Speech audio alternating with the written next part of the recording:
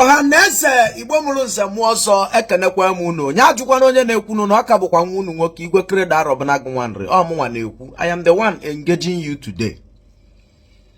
Abịa m itinye ọnụ n'okwu gbasalụ Mr. Obasi Emmanuel, first husband to Judy Austin, the current second wife of Yul Edochie. Now, ewepụta my time wee kirie interview onowu Igbo melu Mr. Emmanuel. Wee drop all my 1 cent concerning that on the comment section. Ndị mmadụ wee tawa m kava tabuo. According to the story Mr. Obasi drop in his interview, Mr. Obasi mee ka anyị malụ no na longo Judy Edochie na 2013. According to him, na ya na agbasa na 2012. Na ba mụtalụ nwa na abọ nwoke na nwanyị. O wee nalụ ngo na 2013. So since that 2013, wee luo mgbe Judy Austin na Yul Edochie ji wee nụwa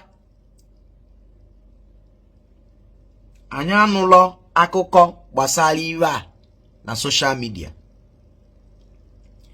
Mana ege m ntị na that interview wee chọpụta na iwe kachasị ewute the man abụrụ na oluzu the woman nọ nya nwakwụlụ the girl ụgwọ akwụkwọ ji wee gụ mahadum gụọ university wee pụta.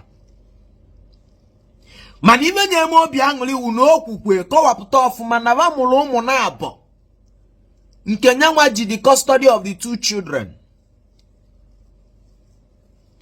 Now, mgbe na-achọ ka ntinye my own 1 cent in a video ka onye ọwụna mala ebe nkwụ gbasara na that gbasara nya bụ interview nya bụ okwu Obasi kwuru. Obasi si na ya na Judy nọ na ọ dị 29 years wee nụ Judy. Maybe Judy nwee ike dị 16 or 17 years or 7 or 18 or yara akali 20 depending on the time frame or ya akali 20 or wee nụọ ya. The girl wee na-agwa ya na ọchị ịgụ akwụkwọ na ọchị ịgụ akwụkwọ ikekwe na ọgwawa gị enye before okwutewe okwu marriage because obele nwa ọ nụrụ ya na obele nwa o wee mesie kweta na ọ ya azụ ya na akwụkwọ wee tiwe admission debe jamb o wee banye n'ozi ebe the girl na-ejezi akwụkwọ based on campus life ka o ji wee chọpụtawa onwe ya wee notice we na ọ dịkwa too young to marry. Wee notice we na oto okwe na agba ọbịa. Wee notice we na nwoke a na-anụ ya dịkwa no too old for him, for her. O wee nwebe a chameleon effect on her reasoning. According to the man na Judy bido n'itali gbagwa bịa na ọ chọrọ ime film. Mechesi ya na ọ chọ ibi n'Enugu. Ikekwe ka o buli na campus.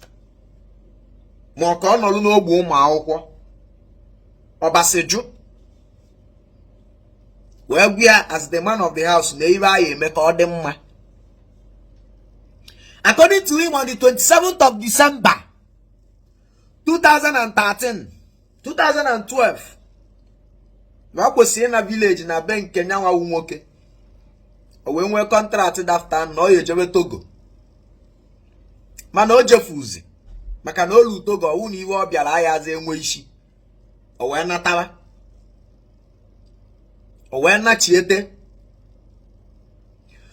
ka ọ nachietezi ka Judy si benni ya maka nyanwa du na Judy na ụmụazị benni ya ka ba nọlụ benna nke nwaanyị wee gba Christmas ebe nyanwa nọrọ. we na chiete Judy we si be nne ya we bulu moto we bia kwakọlụ ngwongwo ya na we se ni anụkwazi nya bia bukọlụ nya bia welu ngụ ya awe kpebie na 2012 a kpelibie ma na ụmụnna onwere isi aweluo na 2013 aweluo na 2013 nwoke wee kunye wee duru ụmụnna ya wee je na lungo nyawe na lungo abo na lugosi na the marriage has ended, and that is to say na the woman had go free to remarry.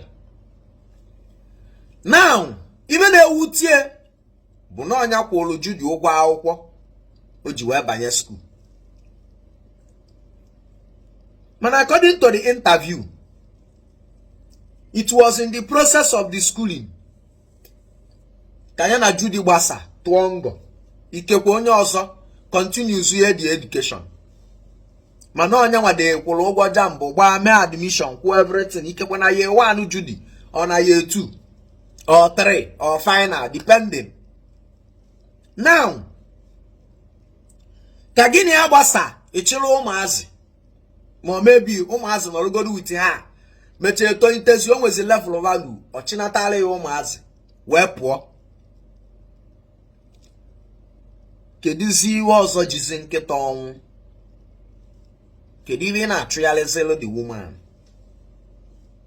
See, let me tell you, in my own understanding, ọ bụrụ na ị nụọ nwaanyị gị na nwunye kpakọrịta na ọ ya eje school, as long as na ịnụ gị anụ, all your duty and your obligation, you take care of the educational expenses.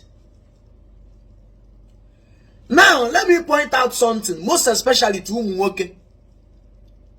Ọ bụrụ na ị nụọ nwaanyị, ị nwego a responsibility to the woman. And ị nụkwala anyị anụ, ọ bụrụgo nke gị. I don't know why o ji bụrụ na nwoke nụsịa nwaanyị spend the time expenses. Ọwụ na gị na nwaanyị nọgide unu anọkwazi. The grudges of the expenses he may a refuse to depart from you. That lady gini ano inula anu onoro kwanu be yi nkete. Let me take for instance na ikpotalo mmade boy ona agbala boy, of course obacha boy ye settle ya na boy. Mana anumudi na nwunye awuro de boy, anumudi na nwunye cannot be compared with boy, maka na anumudi na nwunye kaiwe boy. Inu nwaanyị gịnị abili ego ọwụ na ị na-spend in that marriage is your responsibility. Ọ bụrụ na emesie unu gbasaa ikekwe na unu mụrụ nwa gbasaa ọchịghị ụmụazị jebele onwe nwanne tido, go your way, live your life. I don't like this situation whereby nwoke na nwaanyị gbasa echugharịwa nwaanyị ikwebe ọnụ efe na akọtụ ya na akọ. It's not afrom ya as normal reason, afrom ya as iwe lijula afọ unu ebigo n'unu bi gbasa osi ya na ọgwụrụ na oge nwakwugidele ụgwọ from A to Z. And ndị na-emekarị datin wụ ndị aghọtachara onwe ndị na struggle. Maka na ọgaranya wụ ọgaranya na nwunye ebie gbasa sef a na-eke iwe si ya nne na ihe eji 20% ka iwe je bido your life, because that woman nọ n'oge na ya bi iwe na struggle naali ị na-increase in financial wealth, in financial blessing. Ọ nọkwa nkịtị. There are many things ọ na-alụlụ gị nwa ya aghọta that helped you to focus more on your business when they grow. That is why mụnwa ji wee on my own, I personally believe na gị na nwaanyị bili n'ọdị na nwunye unu ebikete unu ebikwa ezi agbasa gbaa mbọ fụ na nwaanyị a na o nwee iwe o ji na o ya eji ihe na ọ nọrọ nkịtị ebe ahụ ọbịa gị na ya nọrọ ara niile gị na ya nọ ọ nọrọ nkịtị. And it is a law n'obodo ndị ọcha na ịnụọ nwaanyị gị na ya gbasa ihe ekenyelilie iwe from your wealth, ihe ekenye iwe, because ka ọnọdụ ya gị na ya na-anụ di na nwunye ahụ onwe iwe ọ na-alụlụ onwe iwe ọ na-alụ onwere uru ọ na-aba nwaanyị ọbụla ị nụrụ alụ nwere enyemaka ọ na-enyere gị ma ọ na-eso ya eje shop ma ọ nara eso ya eje ọsọkwa ya wụrụ nọ housewife na ọ nọ n'ụlọ na-enodo nwa ya na-esi nri na-azacha ụlọ na-edozi ụlọ. It is another help on its own. Maka na ọ bụrụ na ọ nara anọ na-enodo ụmụazị aba anya na ọ gị nwa nodovie ihe na-eme itiche up with business. And that is why ndị ọcha ji menye ọwụla law na ihe setụlụ nwaanyị.